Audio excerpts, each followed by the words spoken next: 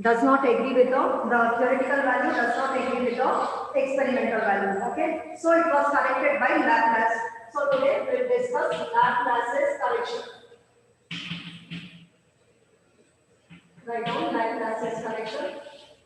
Okay, what Newton assumed was when the sound wave is traveling through air, the isothermal conditions are satisfied. Okay, but using that, the theoretical value does not agree with the experimental value. So the formula which was given by Newton for the speed of sound was under root E upon rho. Okay, this is the theoretical formula. Substituting the values in this theoretical value and experimenters determined, they completely disagree. So this formula is not right. So what it was corrected by Laplace. Now what Laplace assumed that when the sound wave is traveling through air, not the isothermal, which conditions are satisfied? Adiabatic conditions are satisfied. That is, the heat remains constant. Okay, so write down. According to Laplace,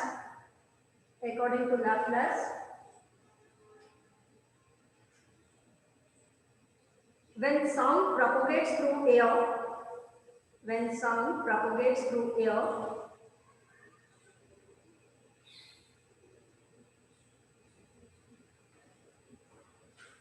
the adiabatic conditions are satisfied.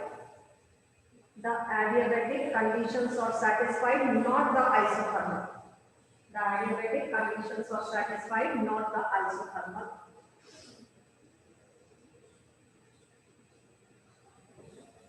Okay, adiabatic means the heat remains constant. The adiabatic conditions are satisfied, not the isothermal. Okay, the general formula for the speed of the sound waves is under root V upon rho, bulk modulus upon density. Yesterday we have derived this formula dimensionally. Okay, so V here will be adiabatic. That is, the heat remains the bulk modulus under adiabatic conditions. Bulk modulus under adiabatic conditions upon root rho. Okay, now let's find out this bulk modulus for the adiabatic condition.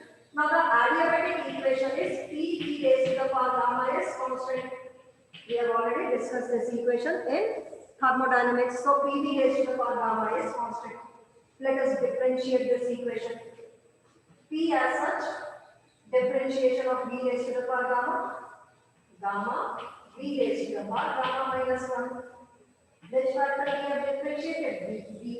Okay, both are variables. P and V both are variables. Plus V raised to the power gamma as such, the differentiation of V. 1, that is, we have differentiated dV equals to constant. The differentiation of constant is 0. Okay, so we have differentiated. We have V raised to the power gamma, P keeping as such like U into V, U as such, dV and so on. Okay, so now from here, gamma into P, V raised to the power gamma minus 1 dV. Take this term on the other side, minus V raised to the power gamma dV.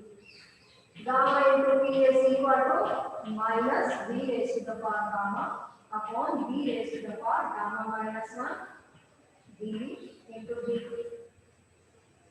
Nothing. Divided. This term we have taken on the other side. So the sign changes. Okay, V raised to the power gamma upon V raised to the power gamma cancels out. So what do we get in the denominator? V raised to the power minus 1. V raised to the power gamma, V raised to the power gamma. So what remains? V raised to the power minus 1. So this can be written as minus dV into V raised to the power minus 1. V raised to the power minus 1 is V. Now what is this quantity? The change in pressure to the change in volume upon original volume. This is the bulk modulus. What is this? This is the bulk modulus under adiabatic condition. So this is the bulk modulus. Substituting it here, we'll get the formula for the speed of sound. So what do we get? V adiabatic is how much? Gamma into P. Is gamma into P upon rho. Using this formula, the theoretical and the experimental value are calculated and both agree with each other. Both closely agree with each other. So this formula is correct, not this one. This was given by Newton. According to Newton, this had come to be under root P upon rho. Okay, whereas according to Laplace, he considered that the adiabatic conditions are satisfied, so V is equal to under root gamma V upon rho, and this formula is supposed to be correct because the experimental and the theoretical value closely agree with each other. Okay, so the formula for the speed of the sound waves when it propagates in air is given by under root gamma V upon rho. Okay, now let's discuss the factors. On what factors does this speed of the sound depend? Differentiation. P, you keep it as such. Different, or like you are finding out dP upon dV. This dP upon dV. P you are differentiating with respect to V. Okay, generally when you know this differentiation, we differentiate or understand that P U into V. When you differentiate it, you keep it as such if both are variables. Differentiate the second term, the differentiation of V is 1. This term we have differentiated V. V as such, differentiation of U, du. Okay, D equals to whatever it is, if it is constant, equals to the differentiation of constant will be 0. The same way, P and V both are variables. So, P as such, differentiate V raised to the power gamma, gamma V raised to the power gamma minus 1. Which term we have differentiated? V dV. Plus, now this term, V as such, differentiate this U. The differentiation of P is 1 dV.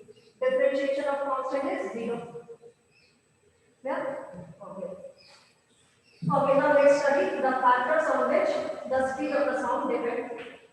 Factors affecting speed of sound. Factors affecting speed of sound. Okay, the formula for the speed of sound in air is V is equal to under root gamma V upon rho. Okay, the first factor is pressure. Okay, pressure of air. Looking at this formula, it seems that it is dependent upon pressure. That in the formula it is coming V is directly proportional to under root P. Okay, but what is seen is not always correct. According to this formula, we are seeing that it is equal to under root directly proportional to under root P, but it is not correct. We know that P is equal to nRT for 1 mole of gas. R into V. So P is equal to RT upon V. Substituting this P over here, gamma RT upon volume into density. What is volume into density? Volume into density is mass. Okay, so if the temperature is constant, it is independent of pressure. So it is not depending upon pressure, though from the formula it could be seen that it is depending upon pressure, but it is independent of pressure. Okay, provided the temperature should remain constant, temperature changes, pressure will change, and temperature changes, pressure will change, and then, okay, so independent of pressure. So the speed of sound does not depend upon the pressure, independent of pressure. Second factor, density of the medium. Looking at this formula, V is inversely proportional to under root rho. V is inversely proportional to the square root of density. So with the rise in density of the medium, the speed of the sound decreases. V is inversely proportional to under root rho. So density of the medium increases, velocity of the sound decreases. V is inversely proportional. Okay. Okay, now let the density of oxygen, we know that the density of oxygen is how many times the density of hydrogen gas? Density of oxygen is 16 times the density of hydrogen gas, isn't it? Studied in chemistry, class 1 equals for oxygen is heavier than. Okay, now tell me, in which gas, hydrogen or oxygen, the speed of the sound will be more, and by how many times will it be more? In which gas the speed of the sound will be more? In hydrogen. In hydrogen it will be more, and how many times will it be more? 4 times. Under root 16, so how many times? 4 times it will be more than the oxygen gas. The third factor is temperature.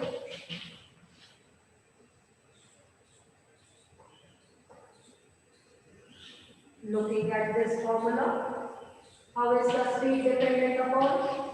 It is directly proportional to square root of temperature, absolute temperature. Okay, this temperature is in Kelvin scale, in absolute scale.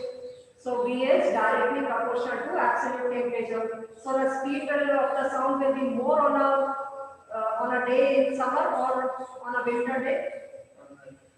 On a summer, because the temperature is more, so the speed of the sound will be more in on a summer day than in case of a winter day. So here we define one small definition: temperature coefficient. Okay, temperature coefficient, we represent it by alpha. It is the increase in the speed of sound per degree rise in temperature. Increase in the speed of sound per degree rise in temperature. Increase in the speed of sound per degree rise in temperature. Okay, Vt is the speed of sound at T degrees Celsius. V0 is the speed of sound at 0 degrees Celsius. And what is the temperature difference? T minus 0, T degrees Celsius. So this denominator T is temperature. Increase in speed of sound per degree rise in temperature. Okay, now what is found? With 1 degree rise in temperature, with 1 degree rise in temperature, the speed of the sound increases by 0.61 meter per second. 1 degree rise in temperature, the speed of the sound increases by 0.61 meter per second. So the speed of sound increases by 0.61 meter per second with 1 degree rise in temperature. 1 degree बढ़ेगा तो speed of sound कितना बढ़ेगा? 0.61 0.61 metre पर second. Okay, next factor is humidity.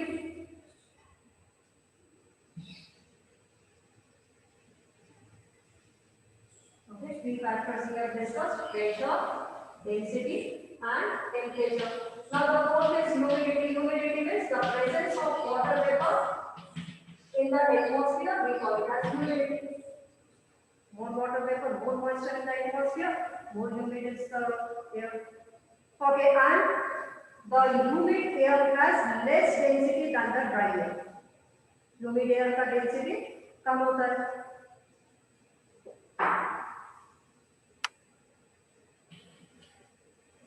Okay, and we know that V is inversely proportional to under root rho. V is inversely proportional to under root rho.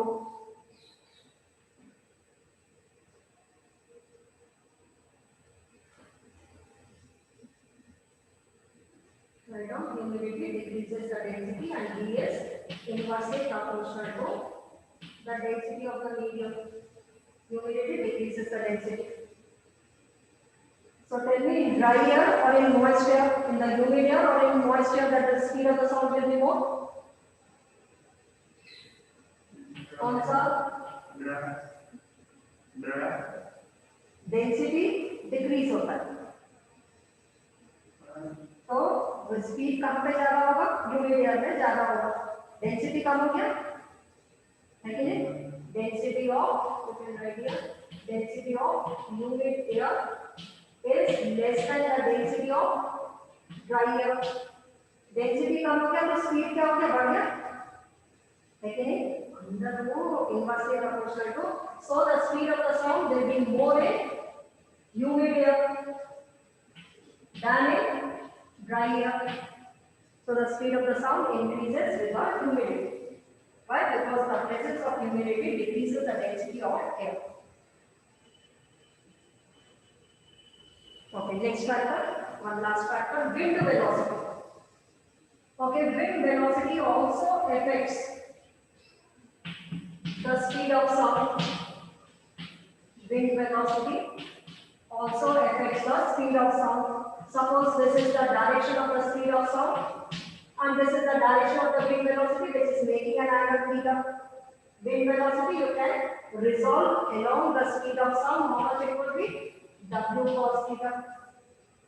Now the speed of the sound, the resultant velocity will be, resultant speed of the sound will be v plus w cos theta. So theta acute, cos theta will be positive, speed of the sound increases.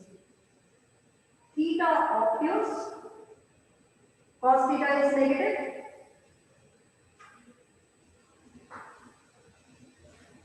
Okay, this is the speed of the sound, this is the wind velocity, wind is flowing, making an angle theta with the speed of sound, resolve w along v, w cos theta. Now the resultant velocity is v plus w cos theta.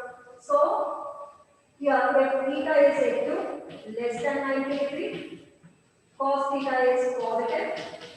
So, speed of sound increases. Speed of sound increases and vice versa. Theta greater than 90 degree, cos theta will be negative. So, speed of sound decreases. So, the speed of sound decreases.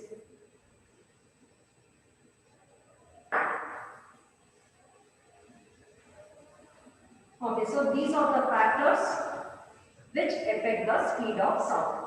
Okay, the first factor, let's revise it once again. The first factor is pressure, independent of pressure. Second factor is density, inversely proportional to under root rho. So, increase in density, speed of the sound decreases. Third factor, temperature, V is directly proportional to under root T. So, with the rise in temperature, speed of the sound increases. The fourth factor, humidity, increase in the moisture in the air, density decreases, so the speed increases. Wind blowing along the direction of the speed of sound, the speed of sound will increase. Wind blowing opposite to the direction of sound, the speed of sound decreases. Okay, so these are the factors. Now the next is we have to study the principle of superposition of waves. Okay, before that, let's study reflection of waves. Okay, any wave is reflected, that can be reflected. So here we are studying about the reflection of waves.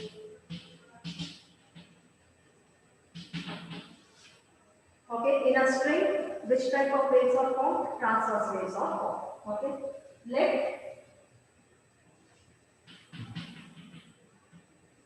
there is a string which is attached to a rigid support, and here the free end is given an upward jump. So a single wave travels to this string. Okay, this single wave we call it as a pulse. Okay, so a pulse is traveling. This is the pulse which is traveling. Pulse means a single wave. So this is the incident wave. And here this is the rigid boundary. From the rigid boundary it will be reflected back and it changes its phase by pi. Okay, it will change its phase by pi. The wave pulse was going like this, now it will come back like this. So this is the reflected wave. Let's write the equations of these two waves. Incident wave traveling along plus x-axis. This is the equation of incident wave. We have already studied the equation of a plane progressive wave. This is also progressing in the forward direction. Y1 is equal to, if its amplitude is a, sine omega t minus kx. Any wave traveling along plus x-axis, the wave equation is y1 is equal to a sine omega t.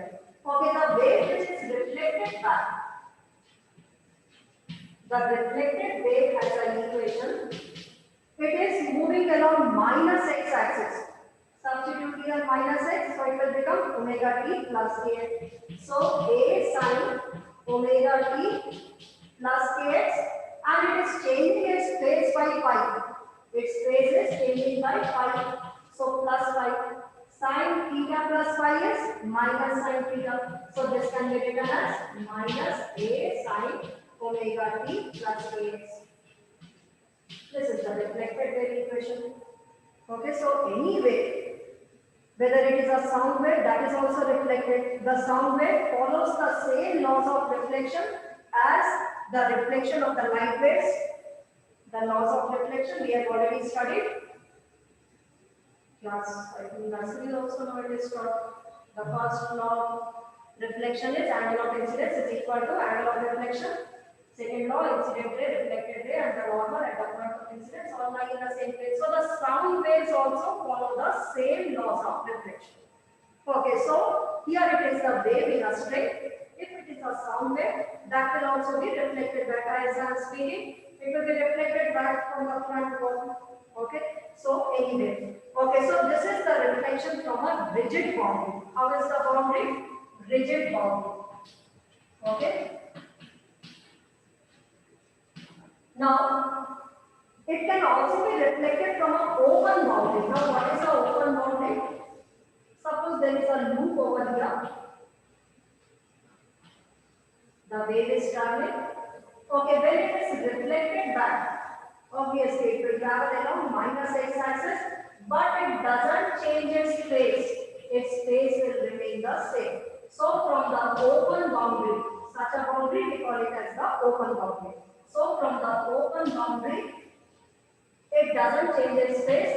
From the rigid boundary, it changes its phase. So, now the reflected y1 is the same. Equation of the incident wave, it is the same. Y1 is equal to a sin omega t minus kx. Now, what will be the reflected wave equation?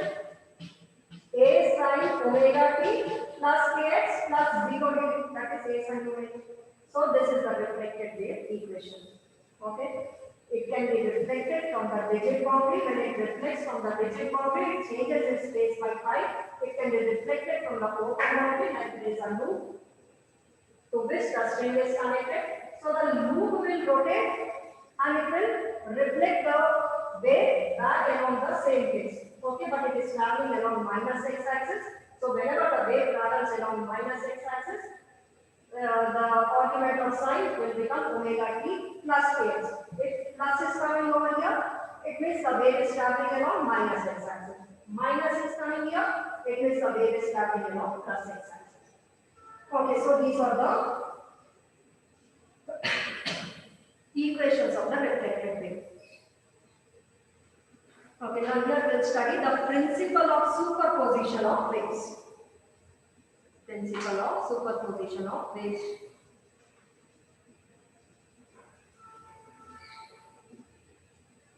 Note it down and we'll start principle of superposition of waves.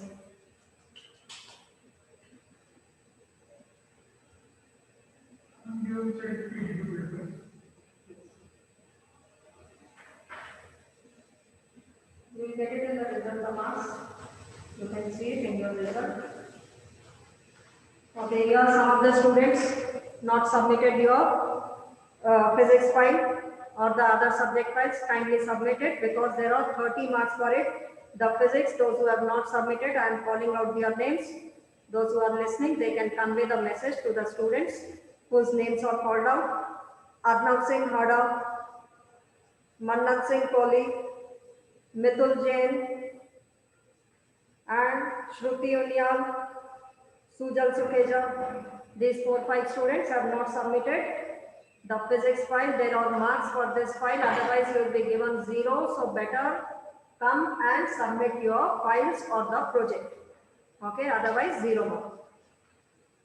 Okay, it's very important to pass your exam. So kindly submit it. Okay, next one more topic. Let's complete it. Principle of superposition of waves.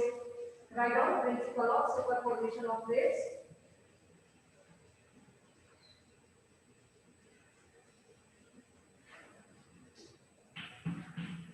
Okay, what does it state? It states that if two waves traveling in a medium superpose, two waves traveling in a medium superpose, then the displacement of the resulting wave, they superpose and they form some wave which we call it as the resulting wave. the displacement of the resultant wave will be equal to the sum of the displacements of individual waves. Will be equal to the sum of the displacements of individual waves. So y is the displacement of the resultant wave, y1, y2, y3 and so on. These are the displacements of individual waves. So these waves traveling in a medium, whether they are traveling in the same direction or opposite direction, whether they are having the same frequency, some different frequency when they superpose, then the resultant wave is formed and its displacement is equal to y1 plus y2 plus y3 and so on. Okay. Okay, now due to this superposition, three effects arise. The first one is interference, which you will study in class 12. The second one is standing or stationary waves. Standing or stationary waves. Okay, this you have to study in this class. And the third one is beats. Two sound waves superposing, as you must have heard this word in music. This word very commonly used, beats. The same beats we are going to be talking about. So these two you have to study in this class. Standing waves, which are also called as the stationary waves, and the beats. Okay, now we'll continue tomorrow. Okay, note it down. These are the three effects which arise due to the superposition of wave interference. We don't have to study. Standing, stationary, standing waves, which are also called as the stationary waves, and these we have to study in this class. Okay, these are the only two topics which are left in this chapter. Then one more chapter, kinetic theory of gases. After completing this chapter, we'll start that. Okay, so keep watching, and after completing the portion, I'll let you know which chapters are important, which chapters you have to study. So keep watching the videos. Thank you.